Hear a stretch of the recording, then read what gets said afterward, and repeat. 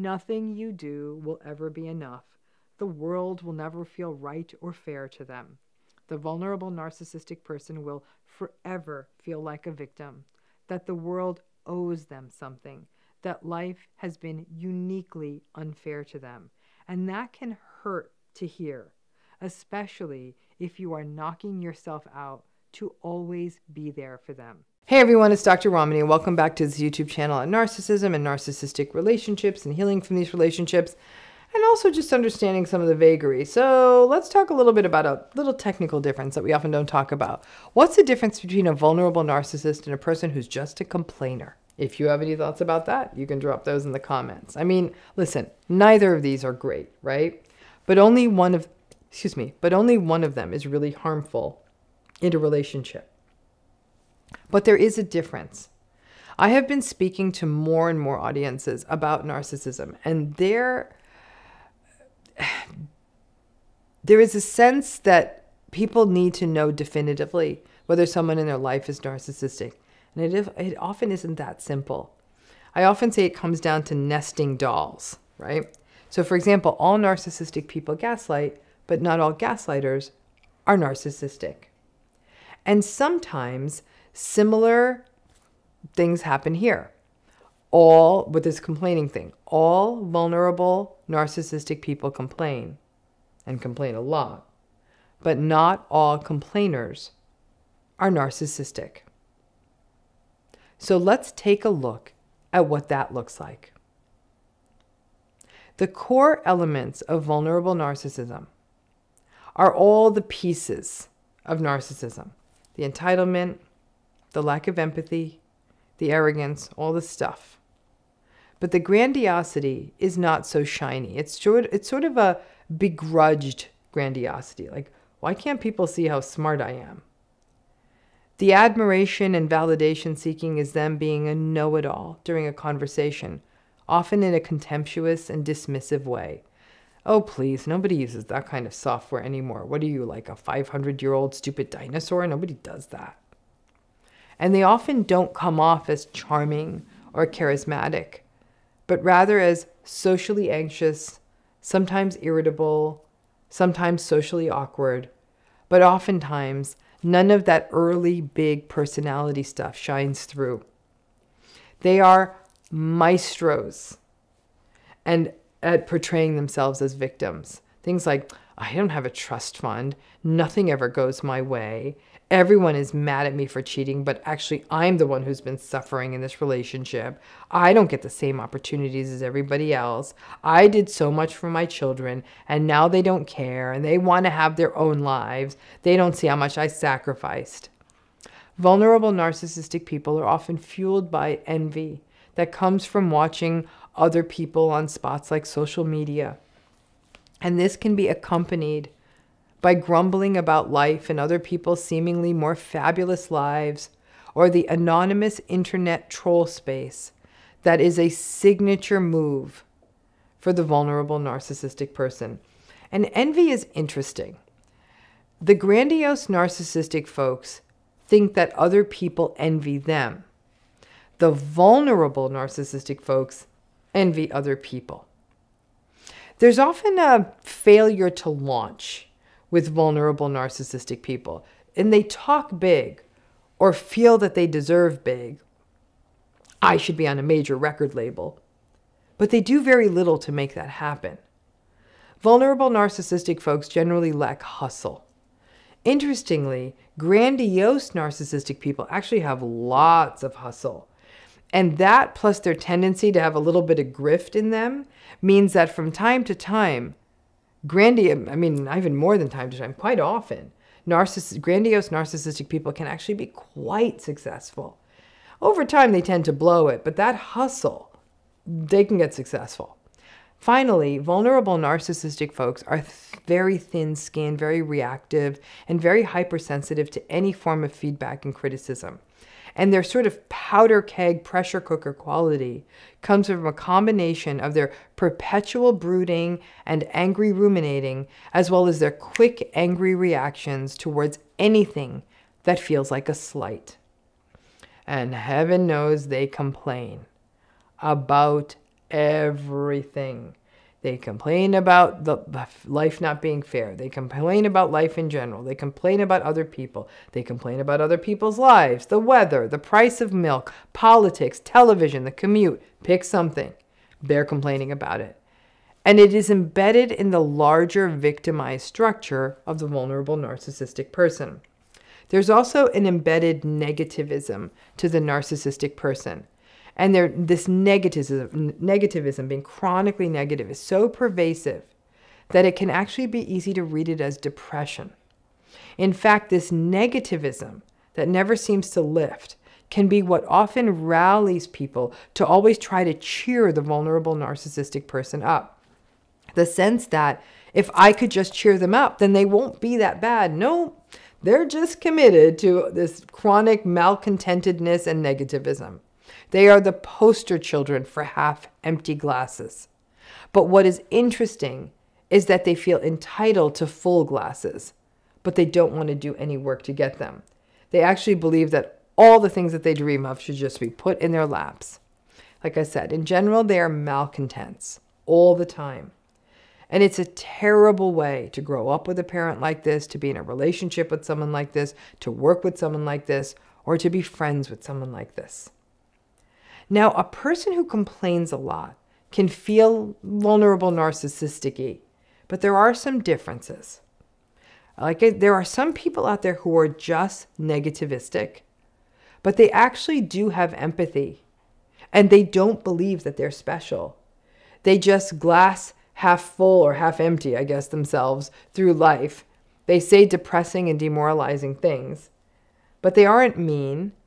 They may even have some self-awareness and are aware that they are a bit of a downer and may even take some accountability for it. These may be people with a protracted, low-grade, long-term depressive state. Some may even argue that there is a depressive personality style that could be operating with a chronic complainer. Some of it may be acculturated and indoctrinated. For example, somebody who grew up with a parent who had this style. And some of it may be protective. If you complain, then maybe it can only get better. But the chronic complainers, it comes out as a chronic dissatisfaction, even sort of a fussiness. Don't get me wrong, chronic complainers are not a walk in the park. But especially if they don't believe that they need to be treated in a special way, or that they understand that the rules also apply to them, and they actually do show some empathy, and they have awareness of other people, they may just simply be a complainer.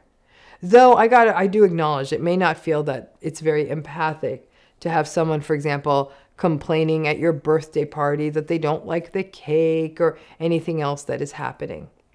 So let's face it, I am not saying that the complainers are a picnic, but complaining alone does not make them narcissistic. Am I willing to take the bet that a person who complains all the time may be somewhat vulnerably narcissistic? It's a good bet. But as I said, you need the rest of the data to know. And in a complainer who is not narcissistic, another difference we'll see is that they may lack that thin-skinned hypersensitivity that is such a signature of vulnerable narcissism. You may be able to get them to crack a smile or even make fun of themselves. That is all but impossible with a vulnerable narcissistic person. So again, the complainers, you might actually get them. They might actually be willing to poke fun at themselves. Never with a vulnerable narcissist. The overlaps between negativism, depressivity, anxiousness, passive aggression, vulnerable narcissism, and particular behaviors like complaining can make sort of discernment of the differences very challenging. However, at some level, and again, I'm always going to ask this question, does it matter? Being with someone where it's so heavy and so leaden is going to take a toll on you. Where it matters is that when the other narcissistic patterns kick in, not only is there very little possibility of change, you will largely be living under this sort of cloudy skies combined with pressure cooker rage at all times.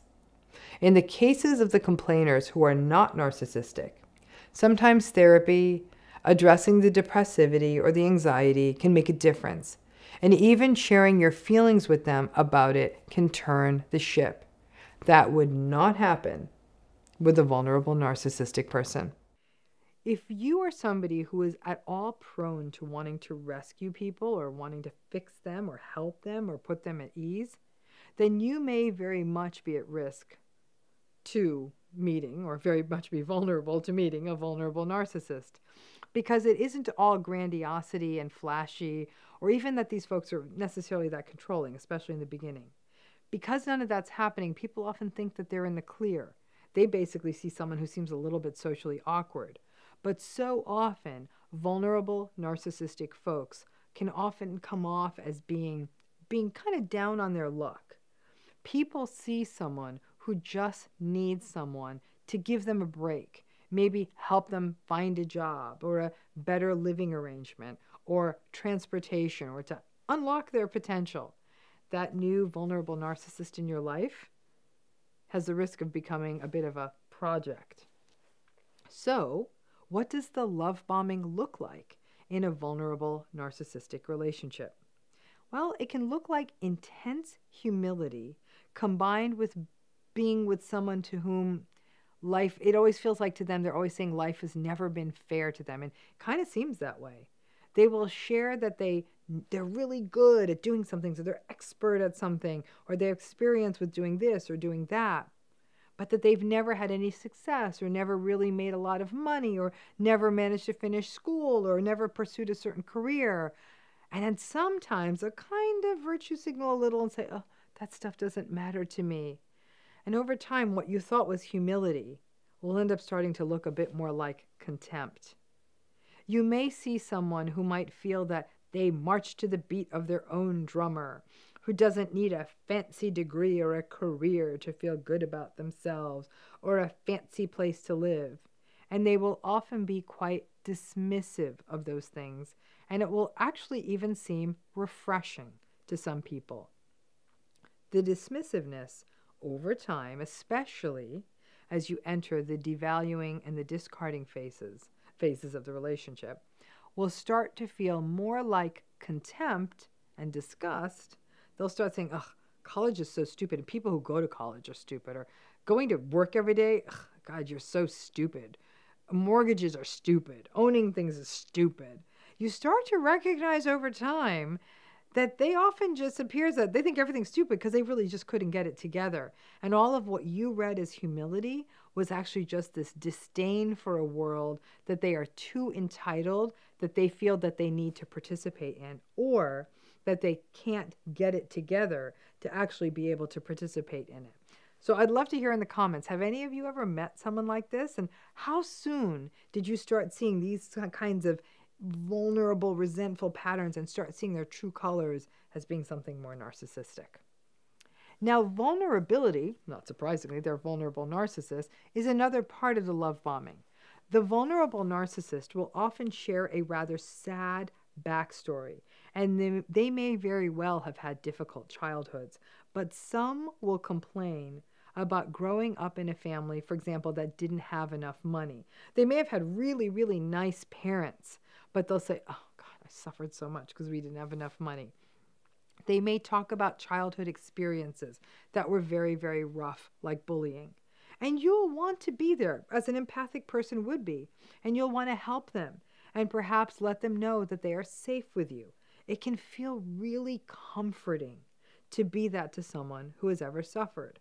Unfortunately, what you're going to realize over time is that no matter how much empathy or no matter how many caring ears you offer them, they will forever seem stuck in a victimized place and can't seem to move forward from that mindset. All of that sharing that they do on their part about how sad and messy their lives have been may actually give you the courage to share your own difficult backstory as well and not feel ashamed of it. Initially, they may even listen to your backstory and respond in a way that feels supportive.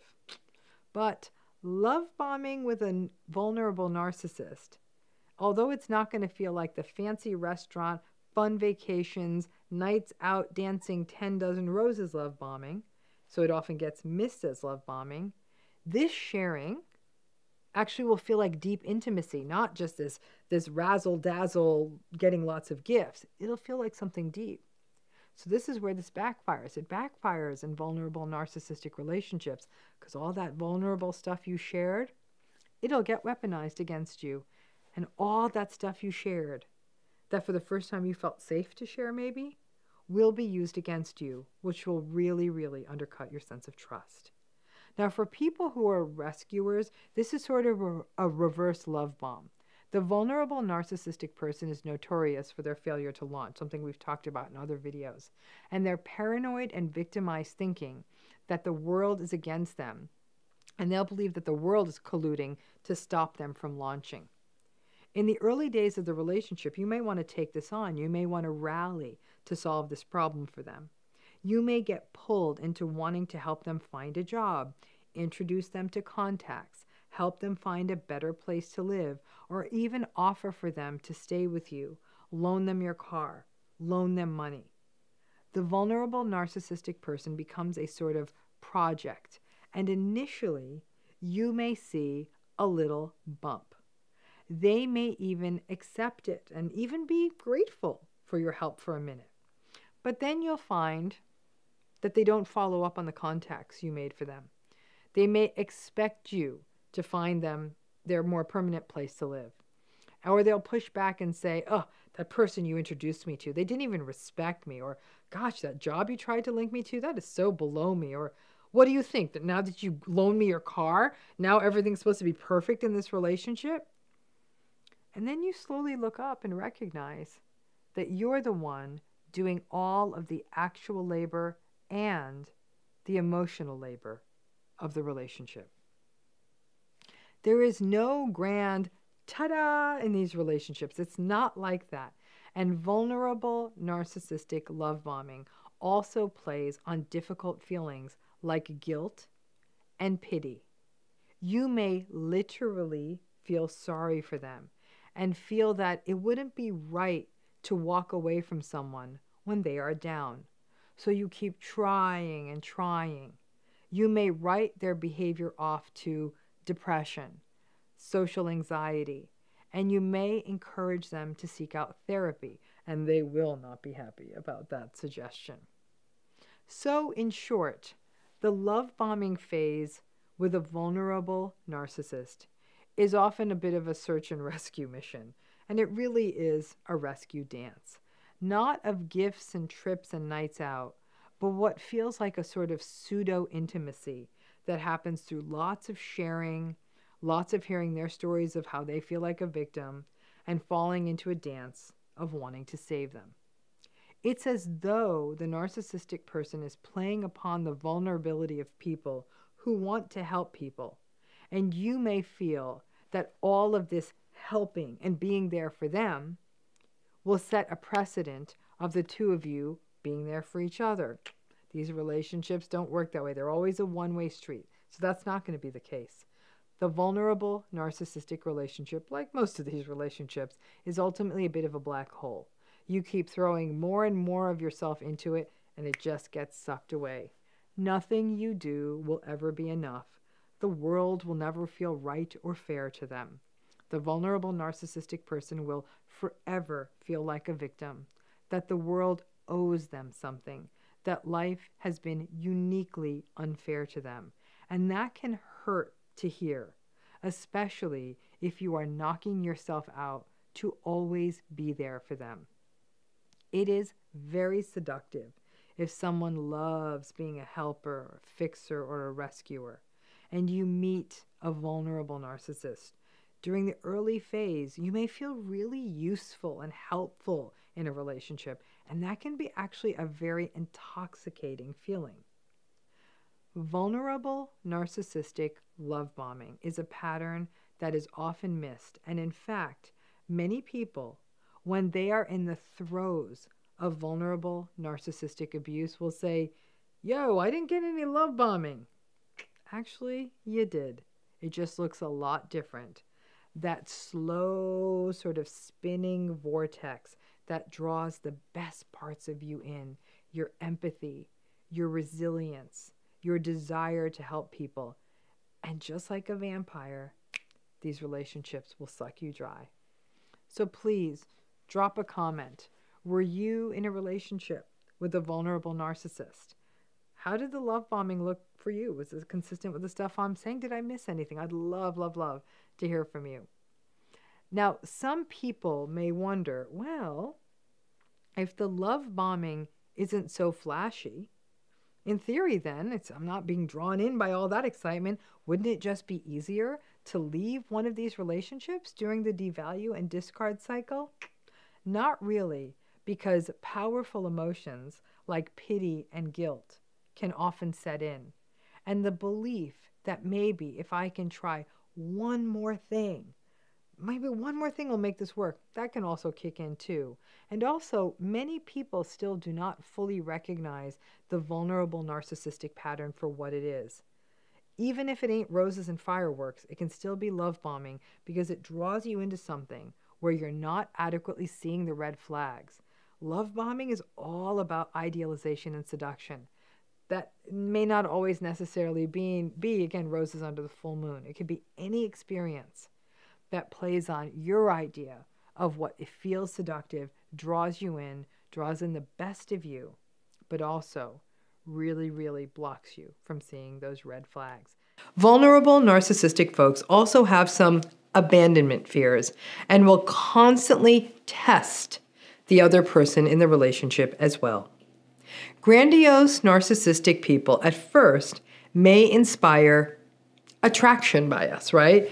And then over time, as we get to know them, and we might start rolling our eyes at them in annoyance, but they can be fun too. Malignant narcissistic folks, by and large, inspire fear. Vulnerable narcissistic folks tend to inspire pity. They lack the shine or the menace of the other forms of narcissism, but that also makes this more complicated.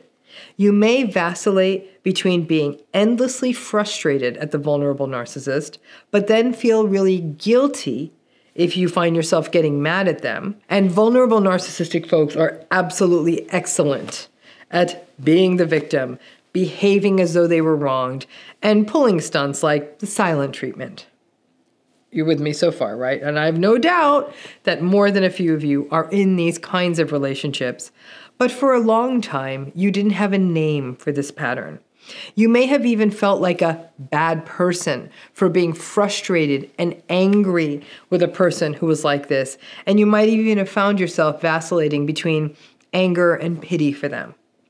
Well, here is something that frequently happens in these vulnerable narcissistic relationships. And after I say it, drop in the comments if this happened to you, right? They will test you. They will poke and poke and poke you some more, and then say something to you like, "You really don't like me, do you?" Or, "You don't want me to be here." Or, "You can't stand this family, right?" Or, "You think I'm a loser, right?" Something in that vein.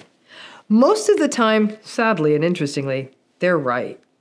You don't like them. You don't want to be there. You don't like the family. And yeah, you do think, well, loser's not a nice word, but yeah, loser, or definitely not a solid person. But you, as an empathic soul, don't want to say something hurtful like that to them because it's not nice. And again, it's hurtful.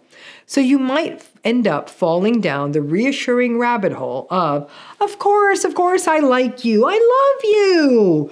You may even go a bridge further, especially if this is your parent and there was a time when you were a child that you would have had to win them over for survival and attachment reasons and say, "Oh my gosh, no, you're great." And you may even go even further and either apologize or put yourself down and say things like, "Oh, I'm so sorry I don't show it more. It's me. I have an avoidant attachment. I don't always show my appreciation." So a couple of things then happen. The vulnerable narcissist is rewarded for their manipulative, victimized banter and saying stuff like, "You really don't like me." It also plays on your empathy, and whether for trauma-bonded reasons or you just being nice, you will let them know, no, it's me, it's not you. Yes, it is. And then you'll say, "I'm sorry," which will end up leaving you feel ashamed and frustrated and angry. And they have now been rewarded for this behavior. And guess what? Because they've been rewarded, they're going to do it again. Grandiose narcissistic people, in a way, they're really more transparent. They'll say stuff like, aren't I amazing? Or come on now, everyone, tell me how great I am. Or they'll be willing to put stuff on social media designed to get them validation and admiration and cause envy in other people, and they're really good at tooting their own horn. Malignant narcissistic people get their validation by knowing that people are a little scared of them, and they fall into line just to avoid their wrath. But with the vulnerable folks, they get their supply through this passive-aggressive manipulation. Ultimately, you are telling them that they're great or wonderful, or reassuring them that you want to be there with them. This whole thing pushes you into a deeply inauthentic space of saying things that are frankly patently untrue for you, but you may be saying them out of guilt, pity. Perhaps when you were a child, you said them out of fear, or because you want your parent to know that of course you love them and are afraid that they will go silent on you if you didn't reassure them. This sort of reassurance mess can become almost automatic in these relationships. And you aren't doing it out of the sort of menacing fear you might be experiencing like a person would in a malignant narcissistic relationship, but rather you may be doing this because you feel bad. Vulnerable narcissistic folks are complicated because it's not unusual for there to be some other psychiatric or psychological issue happening, depressed moods, a fair amount of anxiety.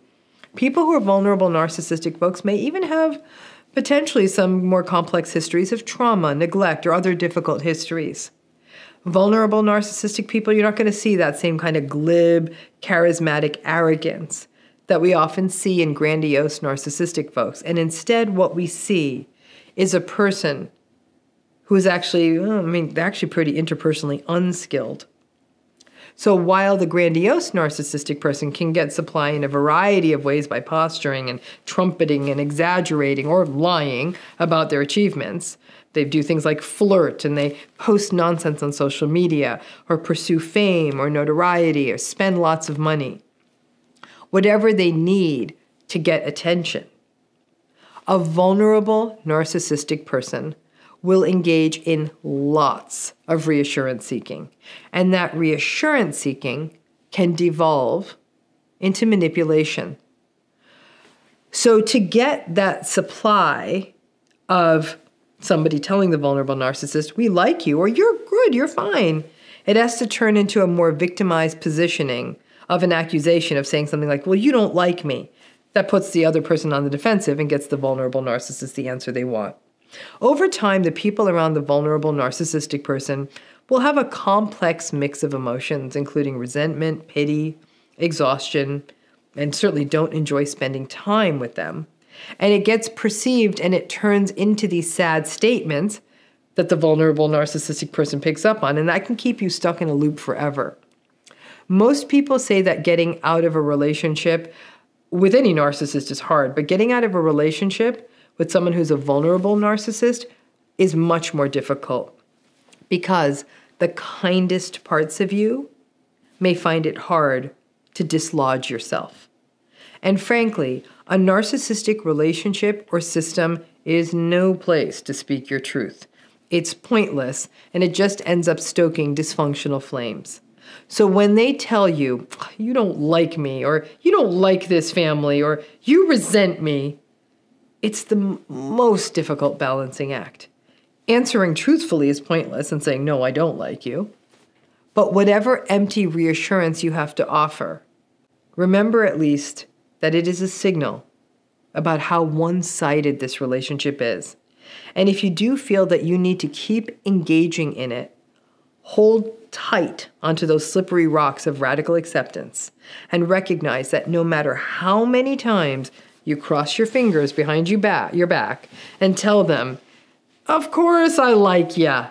Of course I like spending time with you. They're going to keep accusing you of otherwise. It's sort of a victimized form of gaslighting. Having someone tell you how you feel. But it hits a little close to home because it's true.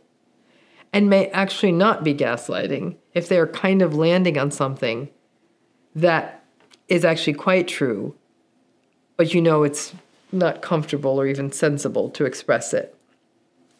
But it also illuminates how we get sucked so deep into these relationships, or if it is family, can find it almost impossible to ever set a boundary or disengage in a manner that feels healthy. Not about doing this deliberately, but you might wonder, how is it? Why am I so under this person's skin? Like, why are they so bothered by me?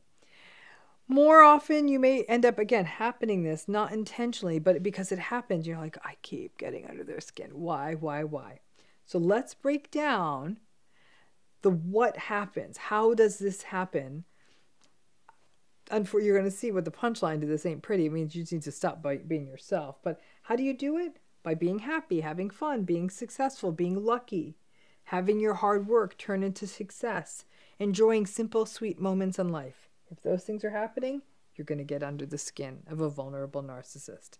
So let's break this list out, because there's sort of two things happening here. First, let's talk about the happy stuff. Having fun, enjoying a party, enjoying a silly or pretty little thing like a display of lights or a garden or a festival or something like that. The first thing the vulnerable narcissist will do is probably say something cynical about it, or like, oh, this is just something that they're doing to lure you in so you give them more money, or, oh gosh, all of this is contributing to the end of the planet, or you're a corporate shill for enjoying these lights, or whatever it is. Or they'll complain about the parking or the traffic or the fee. They'll roll their eyes. They'll portray you as maudlin and overly sentimental or just foolish for being so into this joyful, happy thing. And if it's at a party, they may critique the people at the party, or contemptuously dismiss the party or the fun people are having, and dismiss them as losers or wannabes or incompetent or something dismissive, and paint the entire party and the whole event as a waste of their time. It will just be heavy and aggrieved and bitter and sullen and resentful, and steal any joy out of all of it if you let them. They may actually not want to go, and if you make the mistake of insisting that they join you, then you are in for a night of their bitterness and resentment, and all of it will sour whatever joy you're getting. That's how you get under their skin, simply experiencing joy. Now, the other set of things that get under the skin of a vulnerable narcissist is your success. Any reason for your success, but your success. It doesn't matter if you did actually get lucky or that if you worked hard, they will devalue it either way. The core of vulnerable narcissism, which is a chronic sense of victimhood. They believe that nothing goes their way. Everyone is against them. The deck is stacked against them. They suffer more than anyone. They resent, they're sullen, and they feel life is only unfair to them. That means that the success of anyone else is the ultimate goad, and it usually is viewed through a cynical lens like, ugh, the only reason you're successful is you're lucky, or you slept your way to the top, or you didn't really work hard, whatever it is. And they will often believe that there's no point to working hard because nobody will ever recognize how good they are. And if things don't go the way they want, which they usually don't, they will not see it as they're not doing the work or they're not meeting their requirements, but rather that the world is out to get them.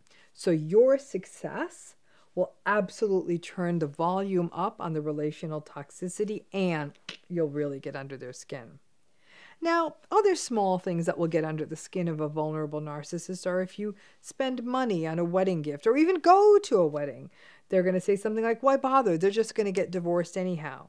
Or you go to or get a gift for a baby or baby shower or visit someone who's having a baby. And they may come out with something like, oh, great, one more person to destroy the planet. If you volunteer or give your time or money to those in need, you'll be hit back with, what a waste of time. What are you expecting in return? Will you expect people are going to think you're so great and charitable? That's what you could expect from a vulnerable narcissist. When they see people doing good, they don't like it.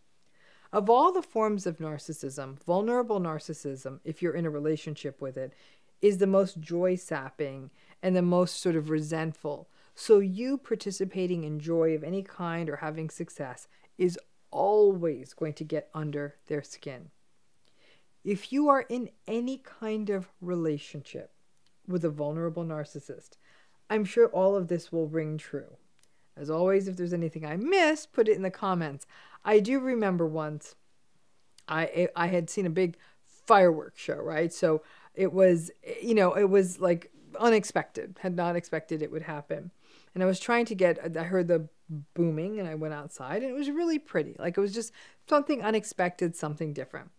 And I thought in the joy of the moment, there was a guy standing there and kind of like almost had his back to the show. And I said, isn't that lovely? I said, those are really pretty fireworks. And he's like, oh, stand there while the planet gets destroyed. And one day you will be mad at yourself for watching this fireworks show. And I don't know who this dude was. I don't know if he's a vulnerable narcissist. It's definitely a bet I'd be willing to take. And I thought, oh my gosh, what a sour, resentful guy. I am sure that the fireworks show probably wasn't great for the environment, but I think against sort of the realm of massive industrial pollution, I'm really guessing the fireworks show wasn't that big a deal. Apparently it doesn't even happen that often. It was a big anniversary in that city and that's what was happening. But it always stuck with me. And as I was thinking about this video, I thought there was something so pretty happening. And I was so clearly the joy was on my face. And the only way this guy could get through the world was just to completely piss on that joy. And I could be pretty confident that this is how this guy goes through life. Very much how you get under their skin is joy, happiness, success, anything celebratory. They will always get that cynical barb in. And it's really, really uncomfortable if you're in a relationship with this. So getting under their skin actually happens by you merely living a good life. Hope that helps, and thanks again.